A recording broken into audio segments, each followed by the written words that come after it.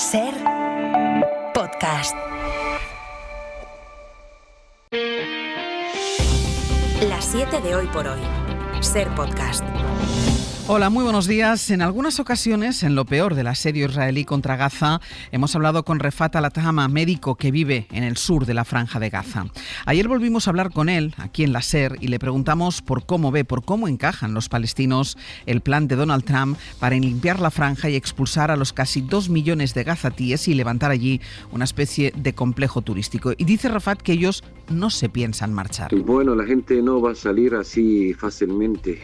Tienen que masacrar a toda la gente. Es nuestra tierra donde está nuestra dignidad, nuestra historia, nuestros recuerdos. No lo pueden venir esos asesinos a borrarlo. Vamos a resistir hasta el último respiro, pero no nos queda más que resistir y seguir existiendo. Cree que es imposible que Jordania y Egipto acojan a los palestinos como pretende Donald Trump y asegura que la mayoría de gazatíes prefieren morir entre los escombros antes que vivir como desplazados. Los palestinos se oponen los países árabes, mientras Netanyahu vuelve a aplaudir la idea de Donald Trump y dice que los palestinos expulsados podrían entrar y salir de la franja. José Luis Astreola. Hola, buenos días. El primer ministro israelí, Netanyahu, se preguntaba esta madrugada, de hecho ha sido en una entrevista en la Fox en Estados Unidos, ¿qué tiene de malo el plan de Donald Trump que ya cuenta con el rechazo frontal de las Naciones Unidas? El secretario general de la ONU, Antonio Guterres, dice que esta solución no puede pasar en ningún caso por una limpieza étnica. La relatora de las Naciones Unidas para Palestina va más lejos aún, califica el proyecto de Trump de inmoral y recuerda que los palestinos tienen derecho a permanecer en sus casas. Hay instituciones que han reaccionado con mucha menos contundencia. Fue el caso de las instituciones de la Unión Europea que guardaron ayer silencio durante prácticamente todo el día. A última hora de la tarde, el Servicio de Exteriores de la Comisión se limitó a enviar un comunicado a la prensa sin condenas o un rechazo explícito a la propuesta de Donald Trump de limpiar Gaza. Dicen que toman nota de sus comentarios e insisten en la solución de los dos estados. La Casa Blanca mantiene el plan de Donald Trump y añade algunas explicaciones. Sostiene su portavoz que el plan no pasa por enviar militares a Gaza ni por asumir los costes de la reconstrucción, que Donald Trump simplemente ha puesto, decía la portavoz, ha puesto sobre la mesa una idea diferente. Y en la batería de órdenes ejecutivas que Trump no ha parado de firmar desde que volvió a la Casa Blanca, esta madrugada ha vuelto a señalar a las personas transexuales, ha prohibido a las mujeres trans competir en cualquier categoría deportiva femenina.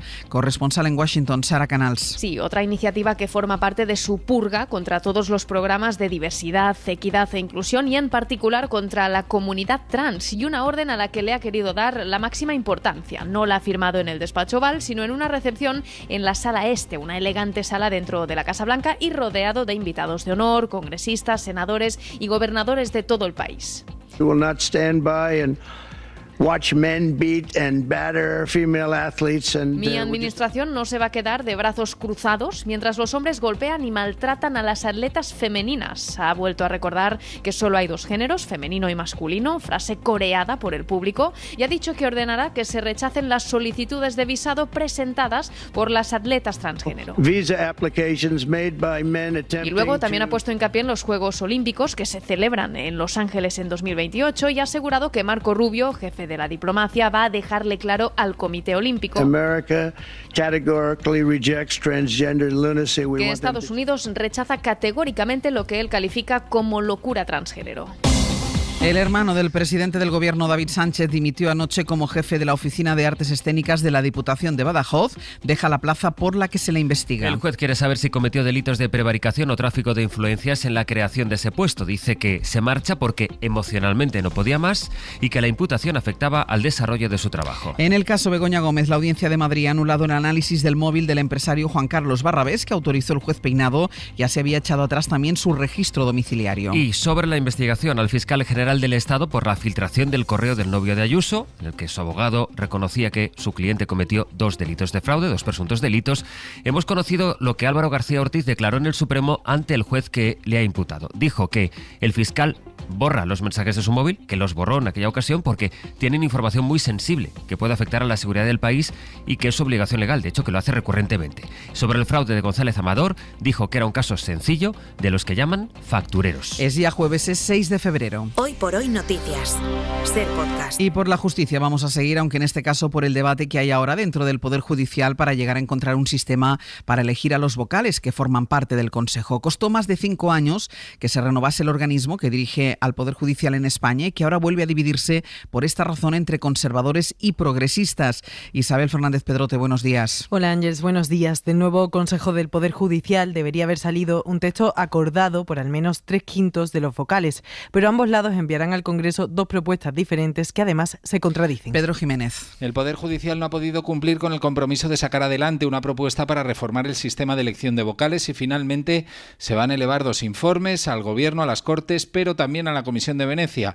Los conservadores se llevan el gato al agua y forzarán un pronunciamiento europeo sobre cuál de las 2 fórmulas se acerca más a los estándares de la Unión. Los progresistas apostaban simplemente por comunicar que se había elaborado la propuesta y por lo tanto se había cumplido con el mandato de la Comisión. Esa propuesta de los vocales elegidos a propuesta del PP pasa por un sistema puro en el que los jueces eligen a los jueces, mientras que la de los vocales elegidos por el PSOE mantiene la intervención de las Cortes y apuesta por un órgano de gobierno de los jueces paritario y con un mandato que no pueda superar los 5 años previstos en la Constitución.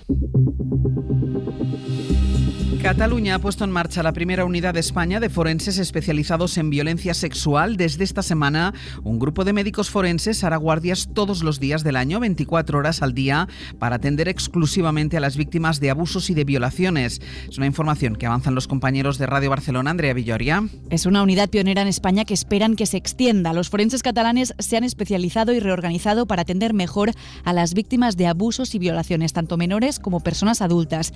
Quieren evitar que estas víctimas tengan que esperar horas en un hospital para ser atendidas por el forense, que es quien se encarga de valorar sus lesiones y, sobre todo, recoger las muestras biológicas. Lo que antes feia un forense que podía hacer més cosas. Lo que antes hacía un forense que podía estar haciendo otras cosas, ahora lo hará uno dedicado exclusivamente a violencia sexual, dice a la SER Eneco Barbería, que es el director del Instituto de Ciencias Forenses de Cataluña.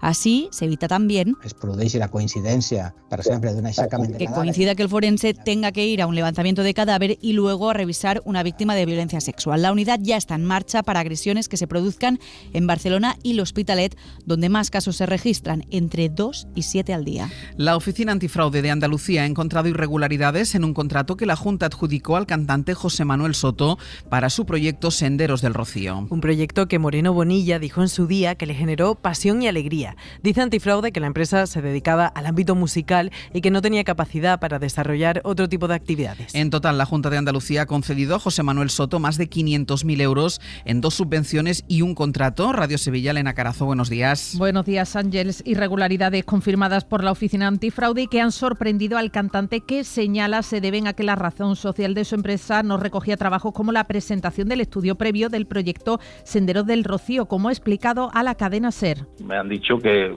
es una irregularidad, no tenga dentro de su objeto social, digamos, esa capacidad que por otra parte se demostró porque el estudio se presentó y está en poder de la Junta de Andalucía y está siendo de gran utilidad. José Manuel Soto afirma que la subvención tardó 2 años en llegar. Ahora la Oficina Antifraude reclama 30.000 euros que aún no han sido devueltos debido a que ha presentado alegaciones. Desde Por Andalucía piden dimisiones por esta gestión y denuncian falta de transparencia. A la espera de ver cómo evolucionan las negociaciones del Gobierno con el resto de grupos parlamentarios para la reducción de la jornada laboral o los presupuestos, los socios del Gobierno han vuelto a chocar por asuntos económicos. Superada en el Consejo de Ministros la cuestión de la reducción de jornada, el enfrentamiento se ha producido esta vez entre Yolanda Díaz y María Jesús Montero por el salario mínimo. Josué Coello, buenos días. ¿Qué tal? Buenos días. Tras un 2024 de dudas e indecisión para Sumar, Yolanda Díaz ha iniciado 2025 buscando un perfil más marcado dentro de la coalición. Después de meses de tiralla floja con economía, Trabajo ya ha dado el primer paso para reducir la jornada laboral, su medida estrella en esta legislatura, y esto le ha llevado a marcar distancias con el PSOE en ciertas cuestiones. La tributación por la nueva subida del SMI que prepara Yolanda Díaz ha encontrado el rechazo de María Jesús Montero y ambas han elevado el tono en las últimas horas. Si una vicepresidenta habla de populismo fiscal, que la contribución a través de su fiscalidad es lo que permite fortalecer la democracia, sobre todo combatir la desigualdad, hacer discursos populistas me parece que no conduce a nada. La otra vicepresidenta responde que para populismo el del PSOE con algunas materias. En la materia de arrendadores, pues sin embargo, sí que han sido populistas, ¿no? Desgravando el 100% del IRPF a los arrendadores en nuestro país. Y recalca que Sumar no va a cambiar su postura. Lo hemos hecho en el Gobierno de España, quien cambia de posición parece que es el Partido Socialista, no nosotros. Los límites en la cesión de competencias migratorias a Junts, el presupuesto en defensa o la respuesta a Trump también han hecho que en los últimos días Yolanda Díaz haya remarcado su perfil propio dentro de la coalición. En Suecia, la policía continúa trabajando con la hipótesis del tráfico de drogas y crimen organizado en el tiroteo más letal de su historia, que se cobró el martes 11 muertos. No es el único país de Europa en el que crece la preocupación. La policía belga busca ahora 2 narcotraficantes que dispararon en el metro de Bruselas con 2 Kalashnikov. Ocurrió ayer y se saldó sin heridos, pero es solo un ejemplo más del problema que supone el narcotráfico en Bélgica. Los tiroteos y los enfrentamientos entre bandas se están volviendo cada vez más habituales. Corresponsal en Bruselas, Enrique García Pozo. La cercanía a Amberes y a Rotterdam, las 2 principales puertas de entrada de la cocaína a Europa, ha convertido a Bruselas en una de las capitales de la droga en el continente, donde, como ocurre en otras ciudades de Países Bajos, existen además laboratorios de producción de drogas sintéticas como el MDMA o las metanfetaminas. Y es que el tránsito y la producción de droga ha traído consigo un aumento del consumo y de la presencia de mafias que se disputan el control de la venta en los barrios de la capital. Hay voces que apuntan a que Bruselas está a camino de convertirse en la Marsella de Bélgica. El año pasado Bruselas registró un aumento del 40% de incidentes con tiroteos en plena calle, que dejó 48 heridos y 9 fallecidos, la mayoría relacionados con ajustes de cuentas entre bandas. En junio terminó el mayor juicio por narcotráfico de la historia de Bélgica, con 129 condenados por formar parte de varias bandas responsables de la importación a gran escala de drogas por todo el continente. El ministro de Justicia saliente ha vivido con protección por amenazas de muerte y secuestro por parte de las mafias, y el nuevo gobierno ha prometido mano dura contra el narcotráfico en el país.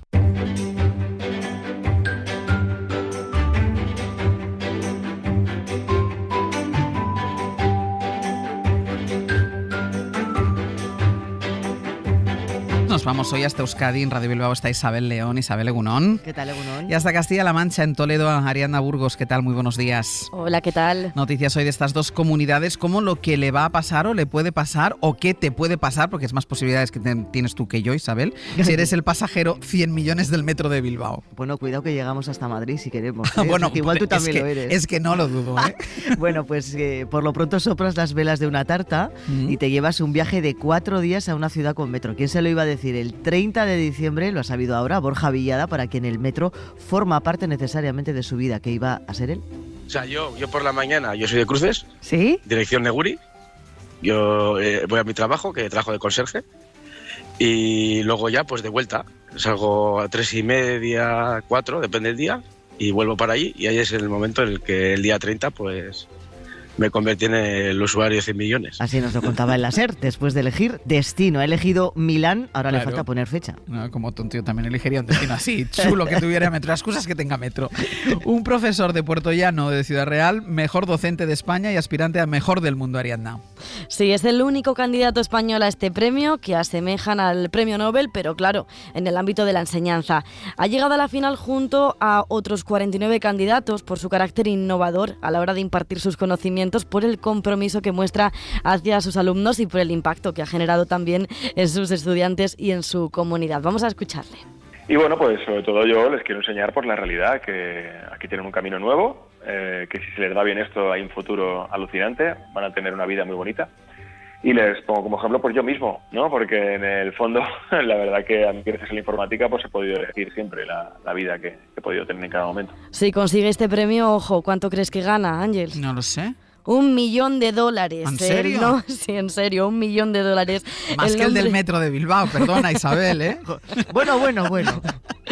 Tenemos que esperar hasta el 11 o 13 de febrero en Dubái. Se va a decir cuál es el ganador. Ojalá sea este y nos toque algo. A ver, bueno, al menos la satisfacción.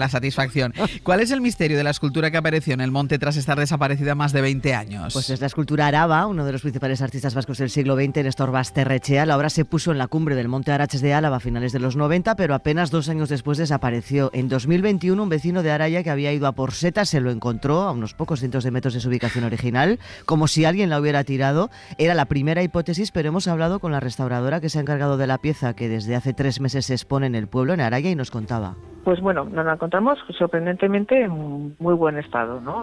Partíamos de lo que pensábamos todos, que era que había estado 20 años a la intemperie. Y resulta que no, la teoría es que alguien, probablemente varios, la robaron, se la llevaron a casa o a algún sitio y 20 años después la han devuelto. ¿Quién? ¿Por qué? El misterio continúa. Por una mudanza, seguramente.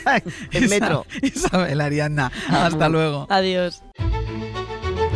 Y vamos ya con nuestra recomendación cultural. Para empezar el día, hoy Raquel García nos propone la primera novela de Irene Cuevas. Convertirte con tu primera novela en una de las favoritas del año para Almodóvar no es poca cosa. Las expectativas de la novela están siendo bastante altas, pero también estoy tranquila porque están cumpliéndose un poquito. Hay gente que le está gustando mucho y yo estoy muy contenta con eso. Habla Irene Cuevas, que acaba de publicar Un momento de ternura y de piedad con Reservoir Books, una novela sobre amor, duelos y salud mental, con una protagonista que intenta huir de una madre disfuncional que solo busca que la quiera. Humor corrosivo y situaciones hilarantes para replantear asuntos como el papel de la mujer cuidadora a través de un puñado de personajes que, ayudándose, consiguen salvarse. Se van salvando entre ellos y se van enseñando entre ellos, entonces también es una novela de aprendizaje, ¿no? Donde los personajes pues van haciendo un poco de comunidad, aunque no lo parezca. Recomendamos leer este brillante debut lleno de referencias a Silvia Plath, Lucía Berlín y Otessa Moschweg, que indaga en la construcción de la identidad, la memoria y el deseo. Para no perderte ningún episodio, síguenos en la aplicación o la web de la SER, Podium Podcast o tu plataforma de audio favorita.